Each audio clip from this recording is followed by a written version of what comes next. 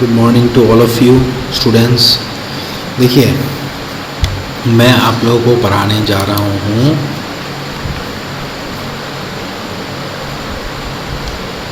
Subject का नाम है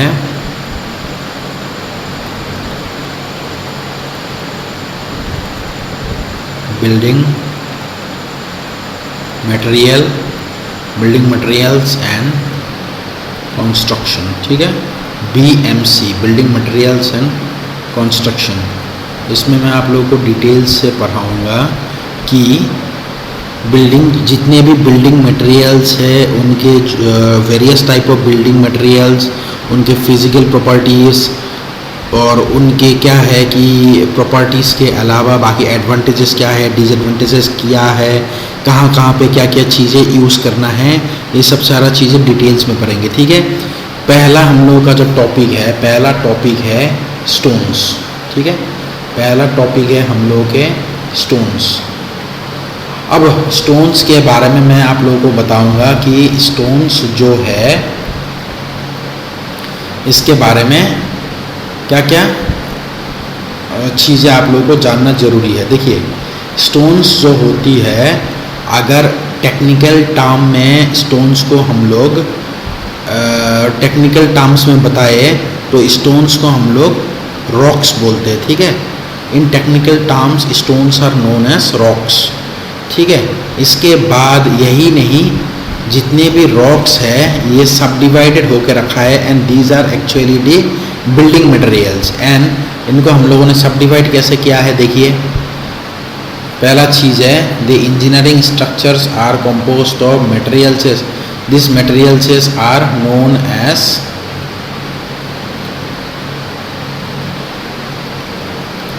देखिए the engineering structures are composed of materials and these materials are known as the engineering materials और building materials और material। देखिए, जितने भी materials हो गया इनका नाम आइडर हो गया है engineering materials और building materials और they are also known as the material of construction। तीनों से एक ही चीज़ें समझाया जाता है। जितने भी हम लोग कोई चीज़ बनाने के लिए जितना भी मटेरियल्स चाहिए उन्हीं को हम लोग मटेरियल्स ऑफ कंस्ट्रक्शन बोलते हैं। ठीक है, it is essential for engineers to know about the properties of each and every building material use for construction purposes. सभी को ये जानना बहुत ही ज़रूरी है कि हर एक बिल्डिंग मटेरियल्स, इनके प्रॉपर्टीज़ वगैरह जो भी है ये जानना बहुत ही ज़रूरी है। इसके बाद देखिए, जितने भी मटेरियल्स है उनके physical properties and chemical properties जानना बहुत ज़रूरी है। फिज़िकल एंड केमिकल प्रॉपर्टीज़, इसके अलावा क्या है various physical and chemical properties, like कौन कौन से physical and chemical, like water resistance हो गया, स्ट्रेंथ हो गया, ड्यूरेबिलिटी हो गया, टेम्परेचर हो गया, टेम्परेचर रेजिस्टेंस हो गया, अपीयरेंस हो गया, परमेबिलिटी हो एट्सेट्रा। ये सब चीज़ें हम लोग को अच्छी तरह पढ़ना है। लेकिन जितने भी कॉमन बिल्डिंग मटेरियल्स है वो क्या क्या है, एक तो स्टोन्स हो गया, फिर ब्रिक्स हो गया, फिर स्टील हो गया, सीमेंट हो गया, कंक्रीट हो गया, टिम्बर हो गया, पेंट्स हो गया, वार्निश हो गया। तो ये जितने भी मटेरियल्स है इनके बारे में हम लोग डिटेल्स में पढ़ेंगे। तो पहला चीज़ है the materials of construction are broadly divided into 3 groups. 3 हिस्सों में हम लोग मटेरियल्स ऑफ कंस्ट्रक्शन को डिवाइड कर सकते हैं।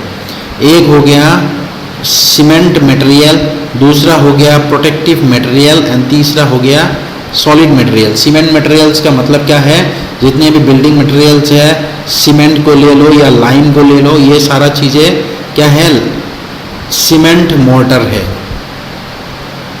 ठीक है, ये हो गया सीमेंट मोर्टर।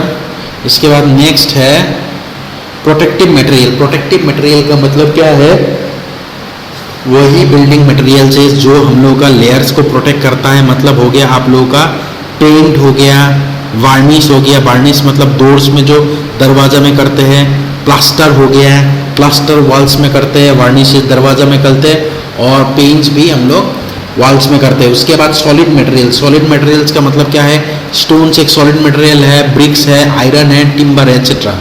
तो इनके बारे में हम लोग डिटेल्स में पढ़ेंगे।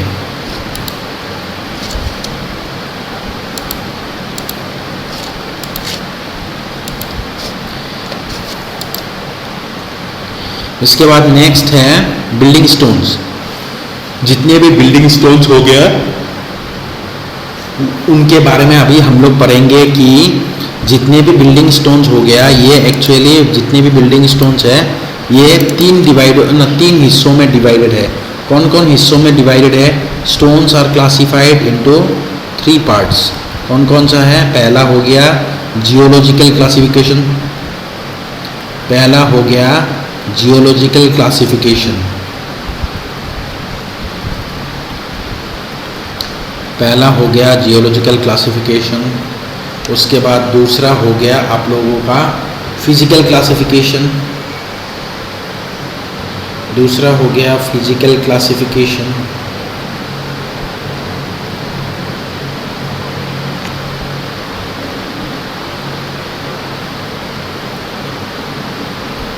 और तीसरा हो गया आप लोगों का chemical classification. Geological, physical and chemical classification.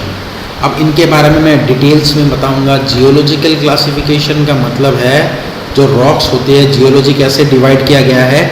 Geology rocks को डिवाइड किया गया है एस जियोलॉजिकली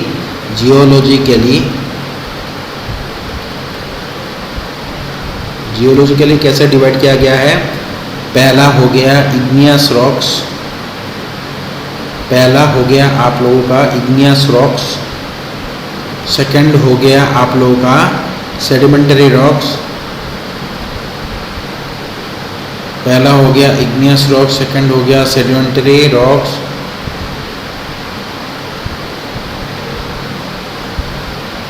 एंड तीसरा हो गया हम लोगों का मेटामॉर्फिक रॉक।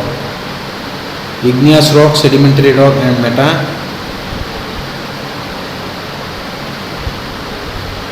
Metamorphic rocks. तो एक चीज़ आप लोगों को ये ध्यान देना है, ये तीनों टाइप ऑफ रॉक्स जो है दे आर जियोलॉजिकली क्लासिफाइड। अब इग्नियस रॉक्स का मतलब क्या है? इग्नियस रॉक्स वही रॉक है जो हम लोगों का लावा से फॉर्म होता है या तो मैग्मा से फॉर्म होता है, या तो लावा या तो मैग्मा से फॉर्म होता है। सेडिमेंटरी रॉक्स कैसे फॉर्म होता है? सेडिमेंटरी रॉक्स आपका फॉर्म हो जाएगा एक्चुअली क्या है, जितने भी ह्यूज पार्टिकल्स है, ह्यूज पत्थर है, मान लीजिए ये पत्थर है, इसमें बारिश आएगा, बारिश आने के कारण ठंडा होगा, फिर धूप लगेगा तो गर्म होगा, तो गर्म ठंडा मिक्स होकर क्या होगा, जितने भी पत्थर के पार्टिकल्स है वो स्मॉल पार्टिकल्स में कन्वर्ट हो जाएगा। फिर स्मॉल पार्टिकल्स क्या होगा, एक लेयर में है, फिर उसके ऊपर दूसरा लेयर होगा, फिर उसके ऊपर तीसरा लेयर होगा। तो इस तरीके से हम लोग का पत्थर बनता है। तो this process is called as the sedimentary process and the layers are known as the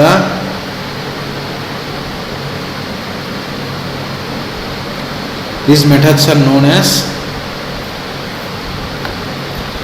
लावा और मैग्मा से फॉर्म हुआ तो इग्नियस रॉक्स। उसके बाद सेडिमेंटरी रॉक्स के बारे में मैंने ऑलरेडी बता दिया कि जो भी सेडिमेंट्स के एक के ऊपर एक जमा हो गया तो वो हो जाएगी सेडिमेंटरी रॉक।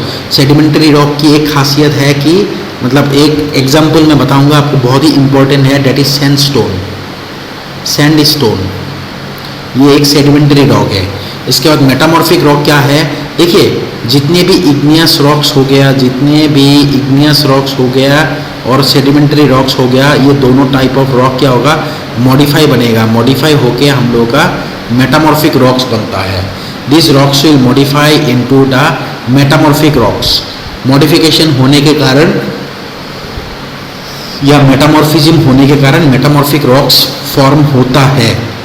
इसके बाद मैं इग्नियस रॉक्स के बारे में बताऊंगा आप लोगों को कि इग्नियस रॉक्स जो है वो कैसे फॉर्म होगा। इग्नियस रॉक्स के पहले तो है, इग्नियस रॉक्स जो है लावा से फॉर्म होता है या तो मैग्मा से फॉर्म होता है। चलिए मान लीजिए एक पहाड़ है पहले, ठीक है, एक पहाड़ है, यहाँ से क्या है कि एक वोल्केनो इरप्ट होगी, ठीक है, वोल्केनो इरप्ट हो रहा है, ठीक है।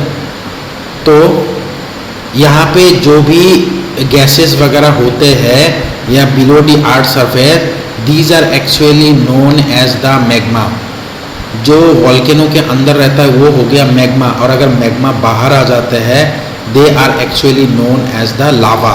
सो लावा और मैग्मा से जो भी फॉर्म होते हैं, this rocks are known as the igneous rocks. लेकिन 3 चीजें हैं.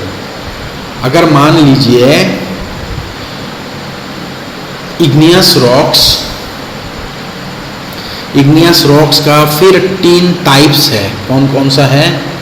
इग्नियस रॉक्स जो होता है ना, इग्नियस रॉक्स जो है उनके सिर्फ 3 डिविजन्स है. इग्नियस रॉक्स के 3 डिविजन्स है. कौन कौन सा? प्लूटोनिक रॉक्स, पहला हो गया आपका प्लूटोनिक रॉक्स, पहला हो गया प्लूटोनिक रॉक्स. सेकंड नंबर में हो गया आपका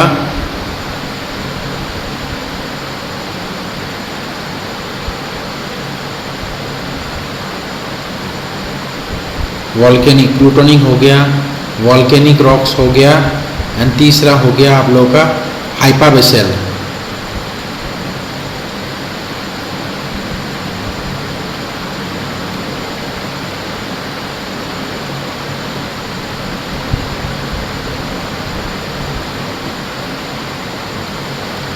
हाइपाबेसल रॉक्स. अब प्लूटोनिक रॉक्स क्या है? प्लूटोनिक रॉक्स वही रॉक्स है जो हम लोगों का